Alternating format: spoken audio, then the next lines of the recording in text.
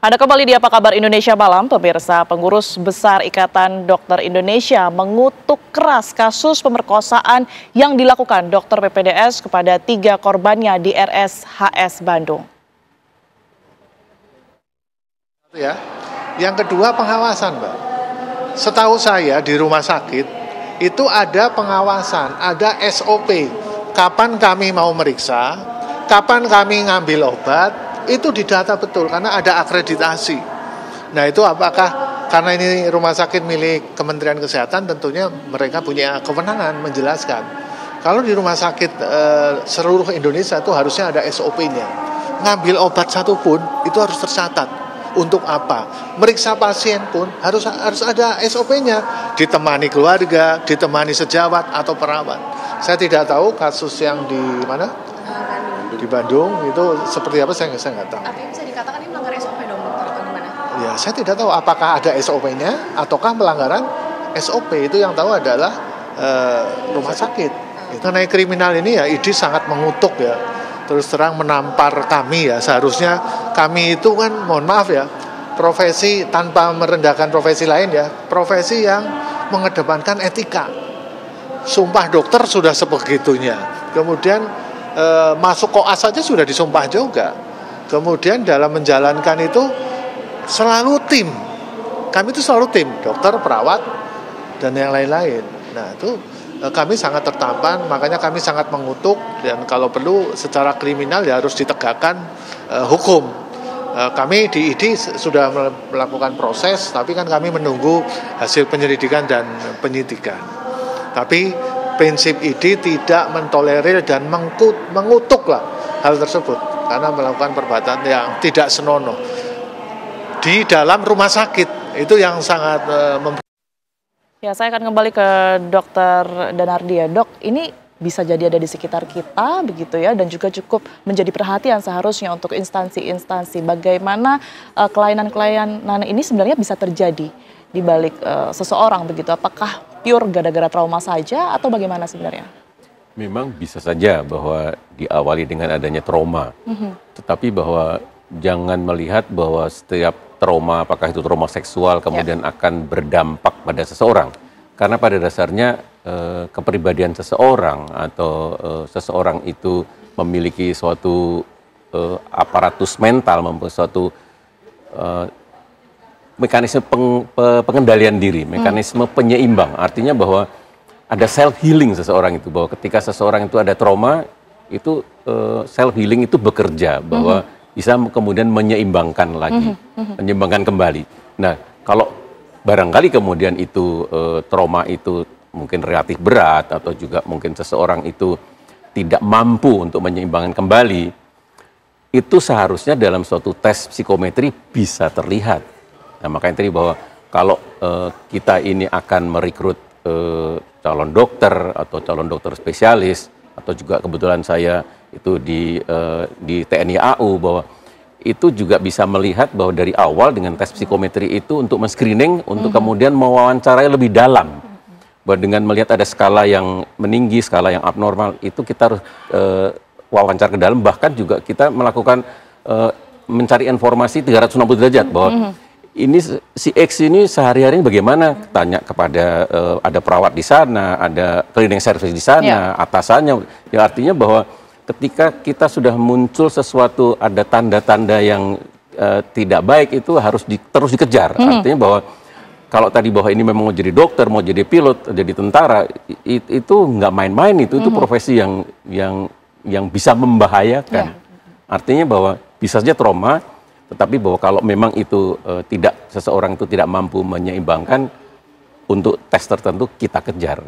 Baik, tapi kalau kita spesifik berbicara mengenai somnofilia, dokter, ini munculnya tuh secara tiba-tiba atau seperti apa sebenarnya? Karena kan kalau kita lihat apa yang dilakukan pelaku ini justru tidak menggambarkan bahwa itu tiba-tiba begitu. Ia bahkan bisa memilih siapa korbannya nampaknya. Betul, kalau kita berbicara di orientasi seksual, itu memang betul tidak tiba-tiba. Itu biasanya perjalanan panjang, mungkin sejak remaja memang sudah mempunyai orientasi seksual tertentu. Tapi jangan dilihat bahwa itu tadi, bahwa itu sebagai suatu kelainan dan tidak bisa mengontrol, bahwa pada dasarnya orang itu dibekali bahwa ada ego, ada super ego, itu ada meskipun ada suatu dorongan itu bahwa seseorang harus mampu mengendalikan diri untuk sehat, untuk bisa berkumpul dengan orang-orang lain. Artinya bahwa tidak mungkin seseorang itu hanya mengembangkan kemauannya saja. Dia harus mampu bahwa ini baik nggak ya, ini merugikan orang nggak ya, ini mencelakakan saya nggak ya, mencelakakan orang lain nggak ya. Artinya bahwa seseorang itu pasti dalam suatu keseimbangan. Artinya tidak mungkin bahwa mungkin orientasi seksual bahwa yang tidak biasa tadi, apakah mau somnofilia, nekrofilia, itu kalau seseorang berkembang dalam kondisi sehat itu mampu mengendalikan. Seharusnya mampu. Seharusnya mampu mengendalikan dia. Kalau kita berbicara lagi, tapi kalau spesifik mengenai somnofilia ini artinya dok, kalau kita lihat kasus ini kan bisa memilih begitu ya, dia bisa tahu kenapa dia harus membius si A misalnya. Dan seperti yang tadi sudah dikatakan ini cukup terencana, apa iya kalau memang disebut kelainan seksual ini seperti ini? Itu tadi, bahwa mungkin benar bahwa ada kelainan orientasi seksual, tapi bukan berarti bahwa dia tidak mampu mengendalikan diri. Kembali lagi ke pengadilan diri berarti ya? Bahwa dia mampu merencanakan, mampu membuat secara rapi, terorganisasi, artinya kognitifnya bekerja dengan baik. Seharusnya orang yang punya kognitif baik itu mampu mengendalikan diri, mana yang boleh, mana yang tidak boleh, mana yang merugikan, mana yang menguntungkan.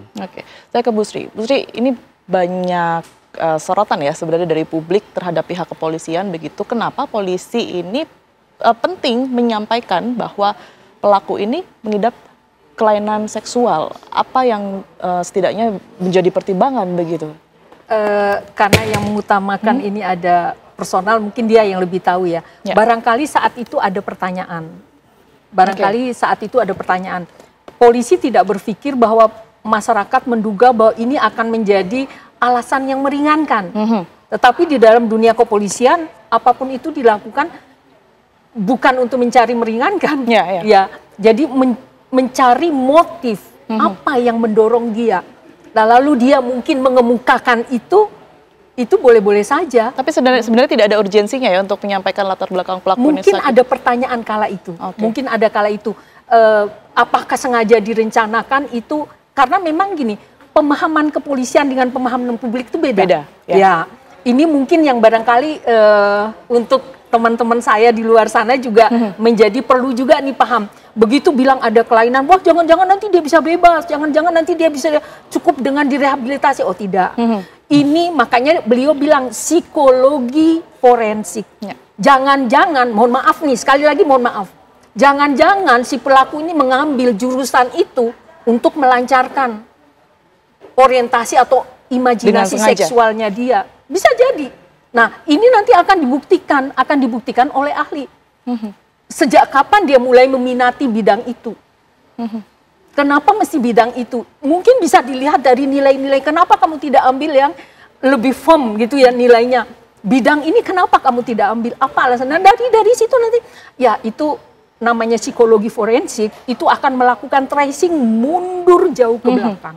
Ya, jadi saya yakin. Tapi adapun teman-teman saya menyampaikan itu tidak punya motif dalam arti ya boleh dibilang kalau ada yang bertanya urgensinya menyampaikan itu, barangkali saat itu ada pertanyaan, kok mau sih, kok kenapa mesti harus dibius dulu sih, gitu barangkali kenapa sih tidak dirayu saja, kenapa oh dijawab lah, barangkali kita tidak tahu konteksnya kan saat itu pas press release kan. Betul. Jadi itu satu, yang kedua memang ada perbedaan pengetahuan antara publik dengan kepolisian. Kepolisian itu bukan alasan yang meringankan, bukan alasan pemaaf kalau dalam bahasa pidana. Tapi justru itu akan memberatkan. Sudahlah dokter, dilaksanakannya secara rapi itu, manipulasinya itu. Nggak sampai ya, norma yang dilanggar tuh kok ekstrim sekali. Ekstrim sekali. Jadi ini yang melukai, bukan hanya melukai semua perempuan di sana, melukai juga ibu-ibu yang punya anak dokter.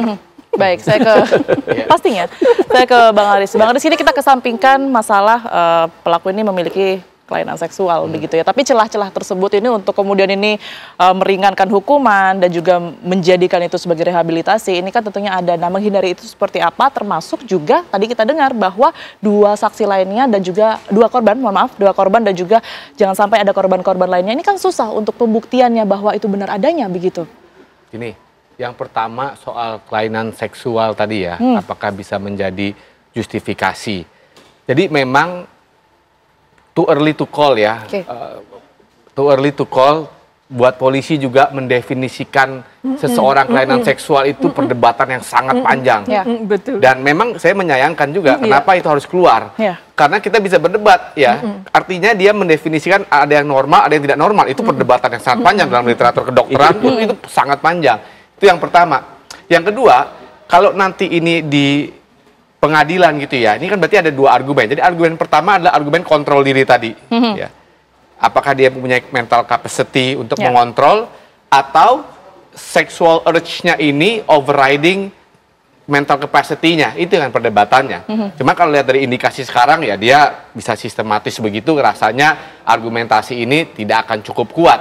Dan bagaimana mensupport argumentasi ini, itu kan perlu pemeriksaan, ya perlu ahli, dan nggak bisa cuman ditulis aja, diketik aja terus kemudian dipercaya. Itu ya yang kedua. Yang ketiga tadi soal bukti ya. Jadi kalau tadi Ibu Sri mengatakan kadang-kadang pemerkosaan tuh alat buktinya susah. Betul, makanya ada Undang-Undang Tindak Pidana Kekerasan Seksual.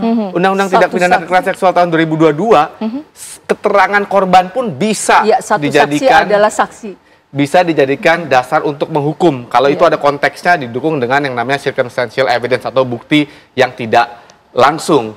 Rasanya di sini bukti tidak akan menjadi soal, ya. Apalagi sudah ada framework atau kerangka hukum yang baru. Jadi bertumpu pada pengakuan dari korban itu sendiri. Sementara itu starting point, makanya dibuka posko kan tadi. Itu starting pointnya, dan pengakuan dari korban ini dengan Undang-Undang Tindak Pidana Kekerasan Seksual itu dieskalasi menjadi salah satu bukti yang paling utama, yang paling krusial. Kalau dulu enggak, dalam KUHP enggak, kadang-kadang mohon maaf nih, apalagi sebelum ada perempuan dan anak di polisi, itu judgmental, jangan-jangan bohong nih, apa ini motifnya. Perempuan tuh suka dicurigai loh. Iya, betul. Suka dicurigai loh. Makanya banyak kan akhirnya panduan-panduan penyidikan melibatkan perempuan dan anak, karena suka dicurigai. Itu perjalanan panjang, makanya ada lahir Undang-Undang Tindak Pidana Kekerasan Seksual. Di sini bukti bukan menjadi persoalan sih buat saya. Oke, sedikit saya bergeser terakhir mungkin ke Dr. Danardi. Concern sekali tentunya kita terhadap korban, kondisinya begitu. Apa yang harus dilakukan terhadap korban secara psikis, Dok? Untuk kemudian ya secara total menyembuhkan mereka secara psikis dari traumanya itu. Ya, tentu nomor 1 diajak bicara. Kemudian dilakukan pendekatan bahwa ada sesuatu yang terjadi di luar kendali dia. Artinya bahwa mau tidak mau dia siap menerima kondisi hal itu. Dan kemudian kita mengajak bahwa masih ada sisi yang untung tidak begini, untung tidak begitu, untung tidak ada cedera, untung tidak hamil, bahwa artinya kita mengajak dia untuk tidak fokus pada perkosaannya saja, tapi bahwa dampaknya apa sih? Oh, dampaknya masih banyak untungnya kok. Artinya itu menyembuhkan itu jangan melihat di sisi negatifnya saja, tapi bahwa yang positif masih banyak kok. Jadi dia masih usia 21, masih jauh untuk melangkah ke depan. Artinya dia terbuka untuk menyehatkan dirinya. Itu yang kita harapkan untuk dilakukan oleh orang-orang terdekat tentunya ya. Kami siap untuk mengawal korban ini. Rumah sakit melakukan pendampingan. Baik. Bekerja sama untuk memulihkan korban setidaknya yang menjadi konsultan. Unit PPA juga, psikolog Polri juga. Psikolog Polri. Baik, bergotong royong, bekerja sama untuk kemudian ini meringankan beban korban juga tentunya memulihkan kondisi korban. Kepercayaan diri korban, luka-luka batin korban.